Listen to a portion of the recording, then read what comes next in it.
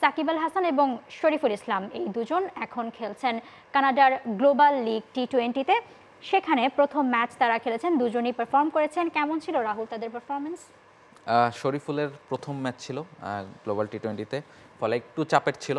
তবে তার কাছে মনে একটু স্বস্তির জায়গা ছিল যেহেতু দলের অধিনায়ক তারই বড় ভাই বাংলাদেশেরই আরেকজন ক্রিকেটার সাকিব আল হাসান, ফলে সেই জায়গাটাতে একটু স্বস্তির জায়গা ছিল। যেমন আমরা দেখেছি যে শরীফুলকেই প্রথম ওভারটাই তুলে দেয়, নতুন বলটাই তুলে দিয়েছেন সাকিব, এবং নিজের দেশের ছোট ভাইয়ের কাছেই ভরসাটা তিনি রেখেছেন।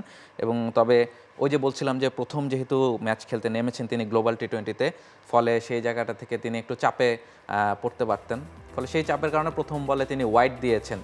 তবে সেই জায়গাটা থেকে তিনি কিন্তু পরে আবার ঠিকই ফিরে এসেছেন, কারণ 4 ওভার বোলিং করেছেন তিনি, 4 ওভার বোলিং করে 16 রান খরচ করেছেন। মানে টি20 ক্রিকেটে খুবই ইকোনমিক্যাল বোলিং।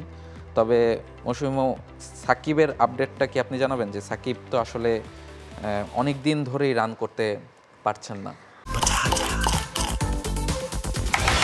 গ্রাম পটাটা চিপস নাকি বিস্কুট খেয়ে বুঝে নাও।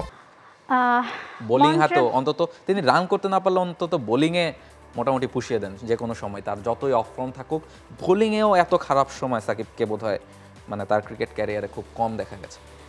তা তো অবশ্যই। এবং সাকিব আল হাসান বোলিংয়ে যেমনটা করে থাকেন এবার এখন পর্যন্ত অন্তত, কারণ কিছুদিন আগে তিনি মেজর লিগ ক্রিকেট খেলেছেন, সেখানেও যে কয়টা 4-5টা ম্যাচ তিনি খেলেছেন সেখানেও বেশ খরুচে ছিলেন এবং উইকেটলেস। একটা ম্যাচে তিনি মাত্র একটা উইকেট পেয়েছিলেন, এরপর আর কোনো ম্যাচে উইকেট পাননি। তারপর এই বাংলা টাইগার্স মিসিসাগার হয়ে তিনি গ্লোবাল টি20 খেলতে এসেছেন।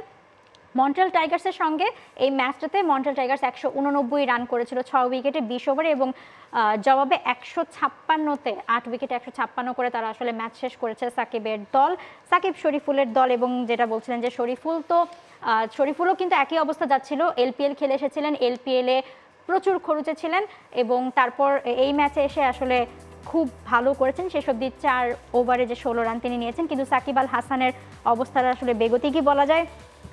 বল হাতে তিনি 4 ওভারে 30 রান দিয়েছেন, কোনো মেডেন ছিল না ওভার, এবং ইকোনমি 7.50। কিন্তু ব্যাট হাতেও একই অবস্থা, ব্যাট হাতেও সাকিব আল হাসান জ্বলে উঠতে পারেনি। সো প্রশ্ন আসলে এখন সাকিব আল হাসানকে ঘিরে থেকেই যাচ্ছে, কোনোভাবেই সেটা আসলে দূরে সরে যাচ্ছে না। সাকিব আল হাসান কবে ফিরবে, আদৌ ফিরবে কিনা? এক্স্যাক্টলি, খুবই কঠিন প্রশ্ন। তবে সাকিব আল হাসান যেই মানের ক্রিকেটার, তার আসলে ফেরারি কথা, এবং তিনি ফিরে আসবেন, তিনি সেই মাপের ক্রিকেটার, সেই কথা আমরা বলছিলাম।